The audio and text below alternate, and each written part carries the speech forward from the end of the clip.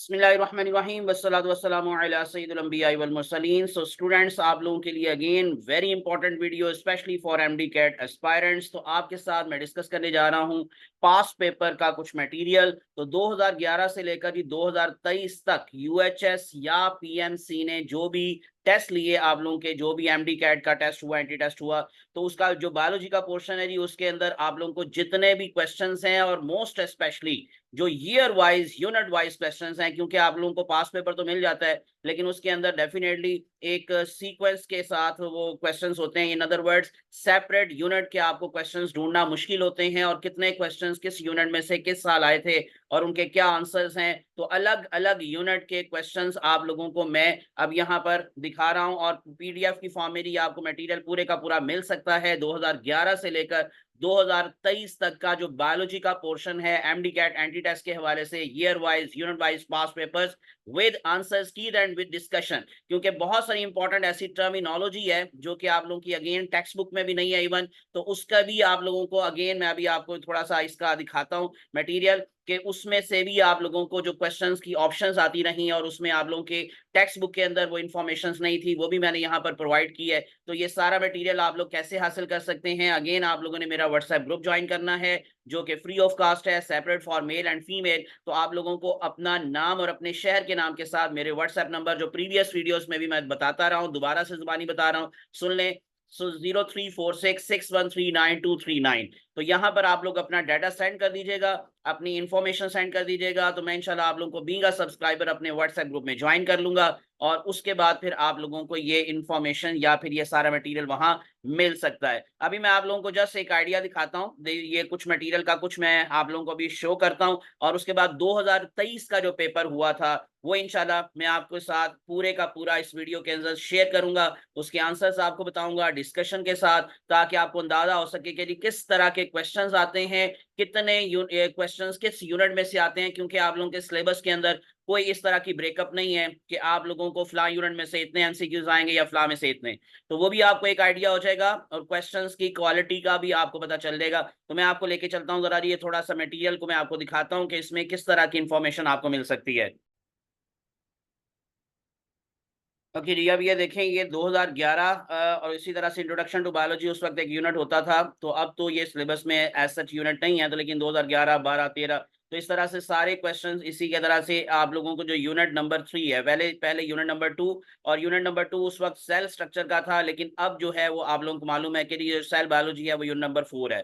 लेकिन unit number 2 यानी cell biology में से 2011 में से कौन से क्वेश्चंस आए, इसी तरह से 2012 में से कौन से क्वेश्चंस आए, इसी तरह से 2013 और इसी तरह से आगे चलते जाएंगे तो ये 14 है, 15 है। लेकिन एक और इंपॉर्टेंट चीज जो मैं आप लोगों को बताना चाह रहा हूं कि ये जितने भी क्वेश्चंस है, एक तो उनके आंसर्स आपको मिल जाएंगे, दूसरा ये है कि बहुत सारे ऐसे क्वेश्चंस हैं या फिर एक टर्मिनोलॉजी है जो कि आप लोगों की बुक के अंदर वो चीजें शामिल नहीं होती। तो मैंने क्या किया था, कोशिश की थी कि हर यूनिट के बाद या हर एक जो है वो साल के अंदर जो जो क्वेश्चंस आए, एक तो उनको डिस्कस करना है। ये अब देखें, ये मैं अब आपको थोड़ा सा जरा हाईलाइट करके बड़ा करके दिखा देता हूँ। ये देखें, टर्म्स और words used in the options other than text book, जैसे कि स्पेसिफिसिटी मॉडल, ये वाली इंफॉर्मेशन आप लोगों की बुक के अंदर एज सच नहीं लिखी हुई। स्पेसिफिक मॉडल्स तो हैं, लॉक एंड की मॉडल है या इंड्यूस स्प्लिट मॉडल है, ये एंजाइम से रिलेटेड है, लेकिन बाकी ये जो एक्सेस टर्म्स हैं वो आप लोगों की बुक में मौजूद नहीं है। इसी तरह से आप लोगों को मजीद भी कुछ टर्मिनोलॉजी जो टेक्स्ट बुक के अंदर नहीं है, जैसे यहाँ पर देखें लिखा हुआ है एस्परजिलस फ्लेवर्स का नाम आपकी बुक में नहीं है, एस्परजिलस नाइगर का नाम आपकी बुक में मौजूद है। तो ये इन्फॉर्मेशन भी आप लोगों को हर एक यूनिट के बाद आपको मिल जाएगी। यानी इसका मतलब कौन सी ऐसी टर्मिनोलॉजी है जो कि पास पेपर्स के अंदर ऑप्शंस में आती रही है और वो आपकी बुक के अंदर इंफॉर्मेशन मौजूद नहीं है। जैसे कि ये देखें, अब एडिस एजिप्टाई की इंफॉर्मेशन आपकी बुक के अंदर मौजूद नहीं है, तो वो भी मैंने यहाँ पर मेंशन कर दी है। फिर एडिस एजिप्टाई के अलावा उसकी जो स्पीशीज है, तो इस तरह की जो इंफॉर्मेशन है वो आप लोगों को ऑप्शंस में आती रही हैं। ये अलाइड नॉलेज होता है और जब ऑप्शंस में आती हैं तो हमें उसका पता नहीं होता और हो सकता है कि वो आंसर ना हो, लेकिन आप लोगों के वो नॉलेज के अंदर वो टर्मिनोलॉजी जरूर होनी चाहिए। जो कि आपकी टेक्स्ट बुक के अंदर नहीं है। जैसे अगेन देखें, ये देखें लिखा हुआ कफर सेल्स हैं या मस्क्यूलरस का वर्ड है जो सब म्यूकोसा है, ये चीजें आप लोग की बुक के अंदर एज सच नहीं लिखी हुई। तो इस वजह से आप लोगों को इनका पता होना चाहिए। तो इस तरह हर यूनिट के लास्ट पर मैंने जितने भी साल वो क्वेश्चंस आए हैं एक तो उनको मेंशन किया है, बाकी ये टर्म्स बताई हैं जैसे जुगुलर वेन्स का आपकी बुक के अंदर जिक्र नहीं है। तो इस तरह आप लोगों के लिए बड़ा ही हेल्पफुल मटेरियल है आप लोगों की प्रेपरेशन के लिए, आपकी प्रेपरेशन को 100% करने के लिए। अब विदाउट वेस्टिंग टाइम मैं आपको लिए चलता हूँ 2023 का जो पेपर हुआ, लास्ट ईयर जो पेपर हुआ, उसके आंसर्स की डिस्कशन की तरफ। मैं आपको यूनिट वाइज उसके आंसर्स बताऊंगा। तो पहले नंबर 1 पर चलते हैं। Unit number 1 biodiversity. जैसे कि आपको मालूम है कि 2023 में भी और 2022 के सिलेबस में भी ये फर्स्ट यूनिट था जिसमें ए सेलुलर लाइफ यानी कि वायरसेस के क्वेश्चन थे। तो क्वेश्चन नंबर 1 था pro virus of HIV structurally chemically made up of. तो आप लोगों को ये थोड़ा सा जरा समझ के आंसर देना है कि डबल स्ट्रैंडेड डीएनए इसका आंसर क्यों है। देखें, प्रो वायरस जो होता है वो एक तो क्रोमोसोम ऑफ होस्ट और जो वायरस का डीएनए होता है उसके कंबाइन होने से बनता है। और आपको मालूम है कि HIV पहले तो रिवर्स ट्रांसक्रिप्शन से अपने आरएनए को अब डबल स्ट्रैंडेड डीएनए में चेंज करता है। वो डबल स्ट्रैंडेड डीएनए न्यूक्लियस के अंदर दाखिल होता है होस्ट के, और होस्ट के क्रोमोसोम यानी उसके डीएनए के साथ जाकर अटैच हो जाता है। इसका मतलब जो वायरस का डीएनए होता है वो भी डबल स्ट्रैंडेड होता है उस वक्त, और जो होस्ट का डीएनए होता है वो भी डबल स्ट्रैंडेड होता है। तो दोनों के मिलने से क्योंकि प्रो वायरस बनता है, तो इसलिए इसका आंसर था delta option, double stranded DNA. Number 2 था the molecules used to control the virus during the infection of animal cells. वैसे तो वैक्सीन का नाम आपने सुना होता है, लेकिन यहाँ पर वैक्सीन का जो हमारे पास है आंसर ऑप्शन में मौजूद नहीं था। अब इसमें से बेस्ट ऑप्शन हम जाएंगे इंटरफेरॉन। इंटरफेरॉन बेसिकली क्या है, ये हेल्पर टी लिम्फोसाइट्स जो होते हैं, उसके अलावा जो टी लिम्फोसाइट्स हैं उनके एक टाइप है जो जिनको बोला जाता है कि नेचुरल किलर्स। अब नेचुरल किलर्स अपने अंदर से खास किस्म की प्रोटीन साइटोकाइंस उनको रिलीज करते हैं, और साइटोकाइंस की एक एग्जांपल है इंटरफेरॉन। तो interferon are used to control the virus infection of animal cell. तो इसका आंसर था best option alpha interferon. Number 3 था virus is what type of agent.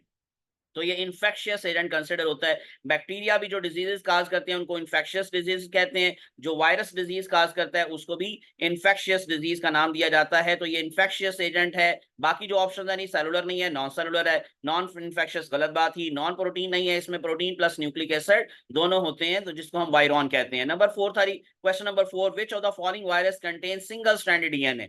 तो पार्वो वायरसेस इन चारों ऑप्शंस में से आंसर था जिनके अंदर सिंगल स्ट्रैंडेड डीएनए। और ये इंफॉर्मेशन फेडरल की बुक में है, आपकी बुक में सिर्फ इसका नाम लिखा हुआ है एज द स्मॉलेस्ट वायरस, और इसका साइज आपको बताया गया है 20 नैनोमीटर, लेकिन बाकी इसकी इंफॉर्मेशन आपकी टेक्स्ट बुक में, पंजाब टेक्स्ट बुक में नहीं है। तो इसलिए थोड़ा सा इसको क्लियर कर लेना था। हम चलते हैं नेक्स्ट वन हमारे पास, ये देखें, बाकी इसकी आंसर की भी मैंने हर एक यूनिट के साथ आपको ये हाईलाइट करके तो मैं आपको दिखा रहा हूं, लेकिन जो आपको मटेरियल मैं पीडीएफ की फॉर्म में पहुंचाऊंगा या दूंगा उसमें हाईलाइट नहीं होगा, लेकिन उसके आंसर्स जो होंगे वो यूनिट के लास्ट पर आपको क्वेश्चन 1, क्वेश्चन 2, 3 और 4 जो भी क्वेश्चंस होंगे उनके आंसर्स आपको मिल जाएंगे। यूनिट 2 था हमारे पास, उसमें से 4 क्वेश्चंस आए थे, यानी बायोएनर्जेटिक्स का क्वेश्चन या जो यूनिट है, देखें कितना बड़ा यूनिट है, लेकिन इसमें से सिर्फ 4 क्वेश्चन जो थे वो शामिल किए गए थे। तो क्वेश्चन नंबर 1 था the major enzymes involved in transfer of phosphate group from ATP to glucose. तो ग्लूकोकाइनेज आप लोगों ने नाम पढ़ा होता है, तो इसका पूरा नाम है ग्लूकोकाइनेज, हेक्सोकाइनेज भी इसको बोलते हैं। तो kinase enzymes are the enzymes जहां पर भी फॉस्फेट की एडिशन होनी है, ट्रांसफर होना है फॉस्फेट ने, वहां पर काइनेज एंजाइम, जिनका दूसरा नाम भी सुन ले फॉस्फोराइलेज, तो इसका नाम फॉस्फोराइलेज भी है। लेकिन ऑप्शंस के अंदर अभी जारी बात है सिर्फ काइनेज था, तो बेस्ट आंसर था काइनेज। नंबर 2 था आउट ऑफ 36 एटीपी। अब ये बड़ा समझ के करने वाला आंसर था, क्वेश्चन था। उसकी रीजन कि आपको 36 एटीपीज अगर कहा गया तो ये नेट गेन हमें पता है, टोटल एटीपीज जो प्रोड्यूस होते हैं वो 40 हैं, और उसका नेट गेन जो होता है वो यूकैरियोट्स के अंदर 36 होता है और प्रोकैरियोट्स के अंदर 38 होता है। अब क्योंकि आपको नेट और जो है वो इंफॉर्मेशन दी गई है या नेट नंबर आपको दिया गया स्टेटमेंट के अंदर, तो आपने आंसर भी नेट को माइंड में रखते हुए ही देना है। क्वेश्चन क्या था कि out of 36 ATPs how many are produced in electron transport chain. तो कितने यार ये इलेक्ट्रॉन ट्रांसपोर्ट चेन में जो प्रोड्यूस होते हैं। अब इलेक्ट्रॉन ट्रांसपोर्ट चेन के अंदर NAD NaDH और FADH2 इन दोनों को माइंड में रखते हुए हमने आंसर देना था। तो मैं टोटल NaDH की अमाउंट आपको बता देता हूँ। जो ग्लाइकोलाइसिस में 2 प्रोड्यूस होते हैं, फिर पायरुविक एसिड की ऑक्सीडेशन के रिजल्ट में भी 2, क्योंकि 2 पायरुविक एसिड होते हैं तो 2 वहां से आ गए, 4 हो गए। और उसके बाद फिर जो 6 हैं वो आप लोगों को क्रेब्स साइकिल, क्योंकि एक नहीं हम 2 क्रेब्स साइकिल को माइंड में रखते हैं। तो इस तरह टोटल मिलाकर ये कितने हो गए जी? ये हो गए ऑलमोस्ट तकरीबन 10, लेकिन 10 मल्टीप्लाई बाय 3 ये 30 हो जाते हैं। और उसके बाद फिर FADH2 आपको मालूम है कि एक FADH2 2 ATP के बराबर एनर्जी प्रोड्यूस करता है या ये प्रोवाइड करता है, और 2 FADH2 हम कंसिडर करेंगे क्रेब्स साइकिल को माइंड में रखते हुए। तो इस तरह 2 FADH2 के भी 2-2 ATP को शामिल कर लें तो 34 ये जो है हमारे पास नंबर आ जाता है। अब 34 में से हमने -2 कर देना था, क्योंकि ऊपर स्टेटमेंट में 36 की ऑप्शन थी, यानी नेट गेन। तो हमने जब 34 में से -2 किया तो आंसर आया चार्ली ऑप्शन 32। हम डेल्टा ऑप्शन पे नहीं जाएंगे, इसका आंसर 32 था और की में भी इसका आंसर 32 ही था। तो आप लोग माइंड में रख लें कि अगर स्टेटमेंट के अंदर आप लोगों को नेट इंफॉर्मेशन बताकर उससे रिलेटेड कोई बात पूछी गई है तो आपने नेट ही इंफॉर्मेशन का आंसर देना है। तो Charlie option is the answer 32। Question number 3 था, विच ऑफ द फॉलोइंग या which is the major event in electron transport chain? You know कि इलेक्ट्रॉन ट्रांसपोर्ट चेन में ऑक्सीडेटिव फॉस्फोराइलेशन ये प्रोसेस चलता है और डेफिनेटली इसके अंदर एटीपी की सिंथेसिस होती है। बाकी ऑप्शन इसका आंसर नहीं हो सकता था, जैसे सब्स्टिट्यूशन, डिकार्बोक्सिलेशन या आइसोमराइजेशन। तो क्वेश्चन नंबर 4 था, which of the following is used in baking? तो बेकिंग के अंदर आप यू नो कि फर्मेंटेशन का प्रोसेस चलता है, जो अल्कोहलिक फर्मेंटेशन है उसमें जो कार्बन डाइऑक्साइड प्रोड्यूस होती है वो बेकिंग में हिस्सा लेती है। तो इसलिए इसका आंसर बेस्ट ऑप्शन क्या था? Beta option anaerobic respiration. Aerobic में तो बिल्कुल भी हम नहीं जाएंगे, और एक्सटर्नल इंटरनल तो जस्ट गैसियस एक्सचेंज को बोलते हैं। तो इसका आंसर था beta option anaerobic respiration. ये था यूनिट नंबर 2। हम चले जाएंगे यूनिट नंबर 3। यूनिट नंबर 3 यानी बायोलॉजिकल मॉलिक्यूल्स। अब इसमें से देखें नंबर ऑफ क्वेश्चंस यानी 7 क्वेश्चंस पूछे गए थे, तो इस दफा भी चांसेस डेफिनेटली इतने ही होंगे। So question 1, most of the monosaccharides form a ring structure when in solutions. ये आपको बताया। फॉर एग्जांपल राइबोस कितने कॉर्नर रिंग बनाता है? 5 कॉर्नर, और 5 कॉर्नर रिंग ऑफ राइबोस को बड़ा ही आसान था, हम क्या नाम देते हैं? Beta option ribofuranose. बाकी आपको जैसे लिखा नजर आ रही है, अल्फा में ग्लूको लिखा हुआ है, वहीं से हम लोग जो है वो इसको इग्नोर कर देंगे। ग्लूकोज की रिंग को ग्लूकोपाइरानोज कहते हैं, और ग्लिसरॉल्डिहाइड और एसिटाल्डिहाइड में रिंग का जिक्र नहीं है। सो इस वजह से इसका आंसर था beta. Number 2, which statement is true about the regarding with both structure starch and cellulose? दोनों में से कौन सी चीज सिमिलर हमने बतानी थी कि ट्रू है रिगार्डिंग दोनों के स्ट्रक्चर को माइंड में रखते हुए? So they are both polymers of glucose, यही इसका आंसर था। और जब स्टेटमेंट लंबी लंबी होती हैं और आपको अल्फा पे ही आंसर मिल जाता है, तो आप अपना टाइम बचाने के लिए बाकी ऑप्शंस को इग्नोर कर सकते हैं। लेकिन अभी मैं पढ़ देता हूं, जैसे कि बी पे लिखा हुआ है, they are geometric isomers of each other. एक और बात नोट कर ले कि ये जो क्वेश्चंस के अंदर आंसर्स की ऑप्शंस आप लोगों को बताई गई हैं, उसका सीक्वेंस याद रखना है कि जो यूएचएस का पैटर्न है उसमें ए के नीचे बी की ऑप्शन होती है और ए के सामने सी की होती है। मोस्टली हम लोगों ने जो टेस्ट अटेम्प्ट किए होते हैं, अक्सर जगहों पर अकेडमीज में भी टेस्ट होते हैं, उसमें ए के सामने बी और ए के नीचे सी होता है। और ये जब आप लोगों की प्रैक्टिस होती है और आप लोग वहां पे जाकर यूएचएस में भी इस तरह से आंसर को पिक करते हैं। अब आपने पिक किया बीटा, और वो आंसर जैसे ऊपर का आंसर था बीटा राइबोफ्यूरानोज, लेकिन आपकी आदत हुई होती है कि आपको ए के नीचे सी लिखा नजर आता है, ए के सामने बी। तो आप यहां से तो आंसर सही पिक कर लेते हैं, वहां बबल शीट में जाकर आप लोग बी की बजाय सी को फिल कर दें या सी की बजाय बी को फिल कर देंगे तो डेफिनेटली गलत हो जाएगा, क्योंकि आपकी तो सिर्फ और सिर्फ वो बबल शीट ही जाकर कंप्यूटर जो है वो उसके आंसर्स मालूम करेगा या आपको निकाल कर रिजल्ट देगा। तो इसलिए ये बड़ा ही केयरफुली काम करना है कि आपको पहले ऑप्शन देख लेनी है। और मोस्टली जो पैटर्न है यूएचएस का, वो ए के नीचे बी और ए के सामने सी। तो यहाँ पर आंसर था they are both polymers of glucose. बाकी ज्योमेट्रिक आइसोमर्स हैं of each other, no they can both be digested by humans, गलत बात। They are both used for energy storage in plants, वो भी गलत बात। तो इसलिए इसका आंसर था अल्फा। नंबर 3 था which type of bond must be broken for water to vaporize? तो Charlie option is the answer. Hydrogen bond को तोड़ना पड़ेगा तो तब वाटर की इवेपोरेशन होगी, तो answer is the Charlie option. बाकी नॉन पोलर कोवलेंट बॉन्ड तो होता ही नहीं है, इसमें पोलर कोवलेंट बॉन्ड होता है। और जो बीटा ऑप्शन है वो भी आंसर नहीं होगा और कोवलेंट बॉन्ड भी आंसर नहीं होगा। Number 4, they the specific heat of vaporization. अब देखिए पानी से रिलेटेड, वाटर से रिलेटेड कितने क्वेश्चंस आए हुए हैं। सो 2 क्वेश्चंस वाटर से रिलेट करके आए हैं, तो इसलिए बड़ा इंपॉर्टेंट टॉपिक है।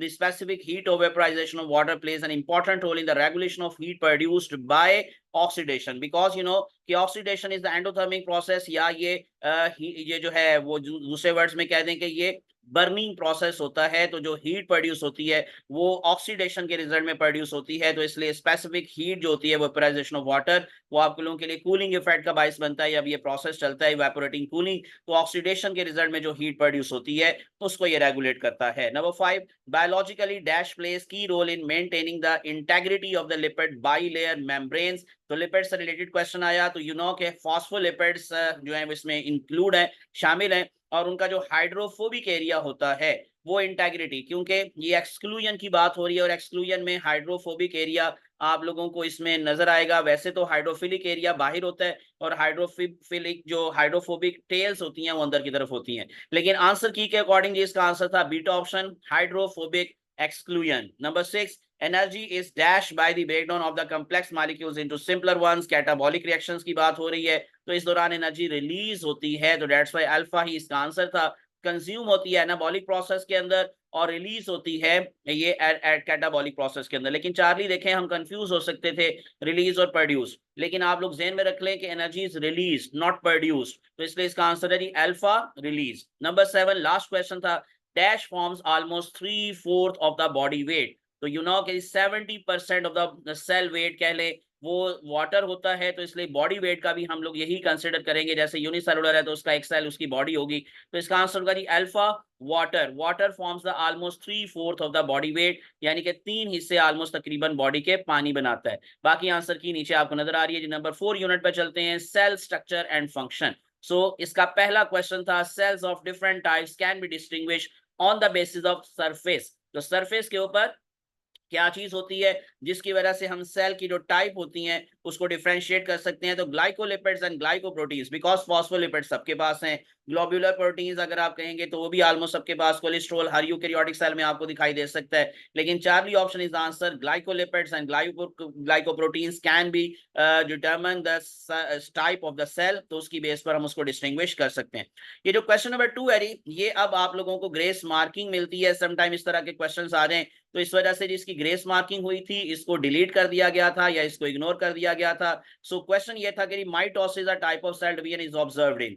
अब यू नो कि माइटोसिस एक यूकैरियोटिक सेल में होती है और उन्होंने चारों ही ऑप्शंस प्रोकैरियोटिक सेल की दे दी थी। इकोलाई भी बैक्टीरियम का नाम है, प्रोकैरियोट है, नॉस्टॉक भी प्रोकैरियोट है, ब्लू ग्रीन एल्गी भी, और साइनोबैक्टीरिया एक ही चीज के दो नाम है, तो इसका मतलब इसमें कोई ऐसा ऑप्शन था ही नहीं जो आंसर होता। सो वो तो होती है यूकैरियोटिक सेल के अंदर माइटोसिस, जबकि यहाँ पर चारों ऑप्शंस प्रोकैरियोटिक सेल्स के आपको लिखे नजर आ रहे हैं, तो इसलिए मैंने इसको रेड से हाईलाइट किया है। तो इसकी ग्रेस मार्किंग हुई थी ये, क्योंकि ऑप्शन तो सही थी, मतलब ऑप्शंस गलत थी, क्वेश्चन की स्टेटमेंट ठीक थी, तो आपको ऑप्शन में कोई ना कोई यूकैरियोटिक सेल का नाम नजर आना चाहिए था। नंबर 3 पर चलते हैं, cell wall of prokaryotic cell is composed of, you know कि ये ये जो है पेप्टाइडोग्लाइकन है, और पेप्टाइडोग्लाइकन में दो चीजें होती हैं, कार्बोहाइड्रेट्स और एक अमाइनो एसिड्स की जो लिंक्स जो है वो शॉर्टर चेन्स होती हैं, तो इसका मतलब हम इसमें आंसर कार्बोहाइड्रेट्स एंड प्रोटीन्स दे सकते थे, लेकिन सिर्फ कार्बोहाइड्रेट्स, सिर्फ प्रोटीन्स या प्रोटीन्स और लिपिड्स इसका आंसर नहीं होगा। वैसे यू नो कि जब हम लोग इसकी ग्राम पॉजिटिव और ग्राम नेगेटिव की सेल वॉल को कंपेयर कर रहे होते हैं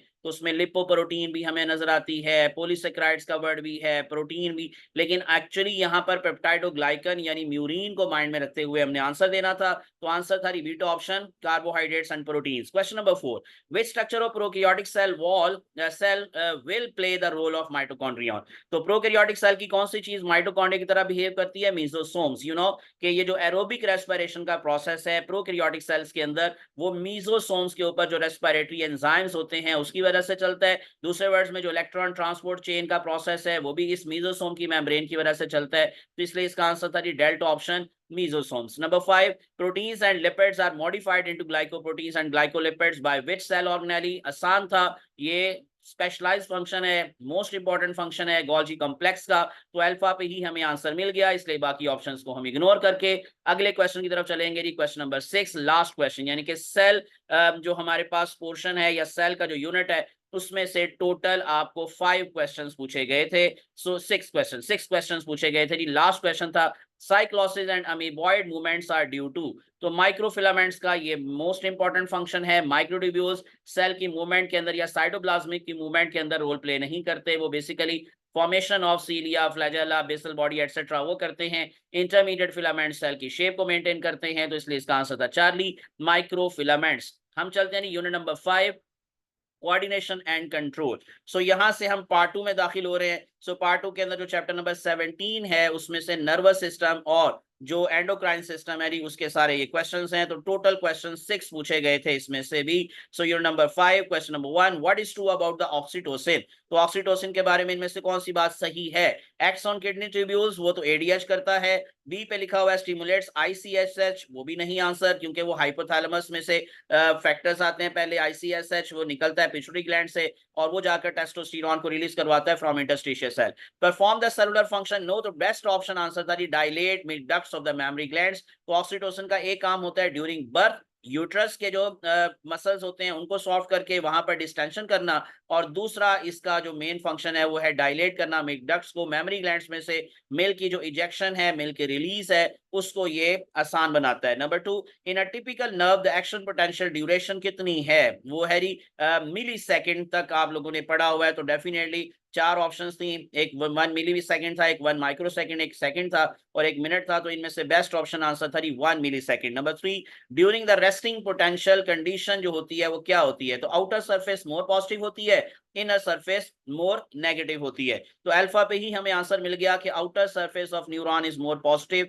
तो डेफिनेटली बाकी सारी ऑप्शंस गलत होंगी कि inner surface of neuron more positive नहीं नेगेटिव होती है। दोनों सरफेस इक्वली पॉजिटिव नहीं होती और दोनों सरफेसेस इक्वली नेगेटिव भी नहीं होती। Number 4, the value of active membrane potential of neuron कितनी है। रेस्टिंग की वैल्यू है 0.07 और एक्टिव की वैल्यू है 0.05 वोल्ट्स, जिसको हम 50 मिली वोल्ट्स भी कह सकते हैं। क्वेश्चन नंबर 5 था chemical messengers that transmit action potential. एक और चीज मैं क्लियर कर दूं कि जो मैंने अभी बोला कि रेस्टिंग पोटेंशियल की वैल्यू 0.07 है, तो उसके साथ माइनस का भी आएगा साइन। तो माइनस 0.07 वोल्ट्स ये रेस्टिंग है, जिसको हम -70 मिली वोल्ट्स कहते हैं, और प्लस अगर हम कहते हैं तो वो एक्शन पोटेंशियल होता है।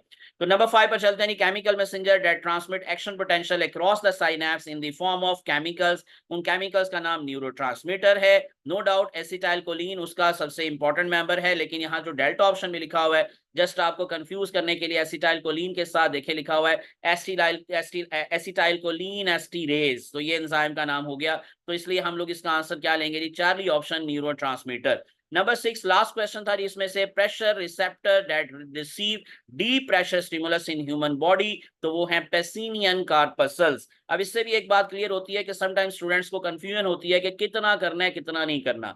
देखें, आपने पूरा नर्वस सिस्टम इंसान का करना है, इसमें रिसेप्टर्स को भी कंप्लीट करना है, आप लोगों ने न्यूरॉन्स की टाइप्स को भी कंप्लीटली पढ़ना है, फिर उसके बाद आपने नर्व इंपल्स का टॉपिक, फिर ब्रेन का टॉपिक यानी साइनैप्स का टॉपिक, तो पूरा नर्वस सिस्टम करना होगा। तो इसमें से ये आंसर क्वेश्चन था स्किन के पोर्शन में से जो डीप प्रेशर स्टिमुलस है उसको रिसीव करता है पेसिनियन कार्पसल, जो फिंगर टिप्स के अंदर टच के रिसीव जो है वो स्टिमुलस को रिसीव करता है मेजनर कार्पसल। तो चलते रही, आखिरी हम जो आज का यूनिट इस वीडियो में डिस्कस करेंगे वो है यूनिट नंबर 6। बाकी के जो 7 यूनिट्स है मैं इंशाल्लाह आप लोगों को उसको नेक्स्ट वीडियो के अंदर बताऊंगा, ताकि वीडियो बहुत लंबी ना हो जाए। तो unit number 6 diversity among animals बहुत इंपॉर्टेंट यूनिट है, क्योंकि इसमें अक्सर बच्चों को कंफ्यूजन रहती है कि किस तरह के क्वेश्चंस आएंगे। तो 4 क्वेश्चंस आएंगे ये डाइवर्सिटी अमंग एनिमल्स यानी किंगडम एनिमेलिया। तो चैप्टर नंबर 10 है, बहुत बड़ा चैप्टर है, लेकिन एनीवेज 4 इसमें से क्वेश्चंस आएंगे। तो question 1, enteron is the characteristic feature. इसके कई नाम है, एंटीरॉन, सिलेंटीरॉन, गैस्ट्रोवेस्कुलर कैविटी, ये सारा हम एक ही चीज के लिए वर्ड बोलते हैं। तो ये बेसिकली नाइडेरिया जो फाइलम है जिसका दूसरा नाम है सिलेंटीरॉन, तो उसका नाम भी है सिलेंटीरॉन, इसी वजह से सिलेंटीरेटा। तो सिलेंटीरेटा नाम सिलेंटीरॉन की वजह से है, तो डेट्स वाई एंटीरॉन का ताल्लुक फाइलम नाइडेरिया। अगर फाइलम सिलेंटीरेटा लिखा होता तो वो भी इसका आंसर होता। तो फाइलम नाइडेरिया जिसमें हाइड्रा एटसेट्रा ये सारे आते हैं। Question number 2, the body of which is called metamerically segmented, again the distinguishing feature। मैं आपको एक छोटी सी बात आइडिया के लिए बता दूं कि आप अगर इनके सिलेक्टिव स्टडी करना चाहते हैं इस किंगडम एनिमेलिया की, तो हर फाइलम के नाम की रीजन और उसके जो मेन डिस्टिंग्विशिंग फीचर्स हैं जो किसी और फाइलम में आपको नहीं मिलेंगे वो बस पढ़ लीजिएगा, 7 एग्जांपल्स याद कर लीजिएगा। बस ये 3 चीजें कि रीजन ऑफ नेम, हर फाइलम की रीजन ऑफ नेम, नाम क्यों रखा गया, फिर डिस्टिंग्विशिंग फीचर्स का मतलब कि किसी के अंदर कोई चीज ऐसी है जो दूसरे फाइलम में नहीं है, किसी में कोई, जैसे काइनोडर्मेटा मैं सिंपल सी एग्जांपल देता हूं कि उसमें स्पाइंस हैं, तो स्पाइनी स्किन आप लोगों को इसमें ही मिलेगी, इनवर्टिब्रेट्स में किसी और में नहीं होता ऐसा। तो इस तरह से हर एक फाइलम का ना एक खास डिस्टिंग्विशिंग फीचर होता है। तो ये एनालिडा फाइलम का डिस्टिंग्विशिंग फीचर है मेटामेरिक सेगमेंट्स, तो इसलिए इसका आंसर था एनालिड्स। चार्ली ऑप्शन स्पॉन्जेस का पोर्स है। नाइडेरियंस का मैंने बता दिया कि नाइडोसाइट्स, एक तो स्टिंगिंग सेल्स और दूसरा सिलेंटिरॉन, और नीमाटोड्स का पॉइंटेड एंड्स हम इसको बोलते हैं, तो इनकी राउंड वर्म्स भी इनको बोलते हैं, बॉडी राउंडेड होती है। तो इस तरह से आप लोगों को ये चीजें कुछ याद रख लेनी है। नंबर 3 पर चलते हैं। Excretion in planaria, you know के फ्लेम सेल सिस्टम है जिसमें प्रोटोनेफ्रीडिया आप लोगों को मिलेंगी, ब्लाइंड डक्ट्स होती हैं जिसकी कोई इंटरनल ओपनिंग्स नहीं होती, और ये सिर्फ इसी फाइलम के अंदर आपको मिलेगी। और फ्लेम सेल भी लिखा होता तो वो भी इसका आंसर हो सकता था। Beta option is the answer, protonephridia. Mall pigeon tubules arthropods में, इंसेक्ट्स में होती हैं। मेटानेफ्रीडिया एनालिड्स में होते हैं। नेफ्रॉन का ताल्लुक यू नो कि वर्टिब्रेट्स के साथ है। और आखिरी बात ही क्वेश्चन नंबर 4 था, four chambered heart with right systemic arch only. Four chamber heart आपको 3 में मिलेगा जी, रेप्टाइल्स में, एम्फीबियंस में और बर्ड्स में। लेकिन डिफरेंस क्या होता है, रेप्टाइल्स के अंदर राइट लेफ्ट दोनों सिस्टेमिक आर्च होती हैं, बर्ड्स में सिर्फ और सिर्फ राइट होती है, लेफ्ट नहीं होती, और मैमल्स में सिर्फ लेफ्ट होती है, राइट नहीं होती। तो अभी आपसे पूछा गया था जी four chambered heart with right systemic arch only, तो आंसर था चार्ली ऑप्शन बर्ड्स। तो यहां तक जी हमने सारी बातें डिस्कस कर ली। अब यूनिट नंबर 7 से ऑनवर्ड यूनिट नंबर 13 तक के जो आंसर्स हैं, जो 2023 में क्वेश्चंस पूछे गए थे, उसके आंसर्स इंशाल्लाह मैं आपको नेक्स्ट वीडियो में बताऊंगा। इसलिए टिल एंड मेरे साथ अटैच रहिएगा, मेरा चैनल सब्सक्राइब कर लें, प्रेस कर लें बेल आइकॉन, ताकि आप लोगों को इस तरह की informative videos related to MD CAT specially वो मिलती रहें। मुझे अपनी दुआ में याद रखिएगा। अल्लाह आप सबका हामी नासिर हो। जज़ाकुमुल्लाहु खैरन कसीरा। अस्सलामु अलैकुम व रहमतुल्लाहि व बरकातुहू।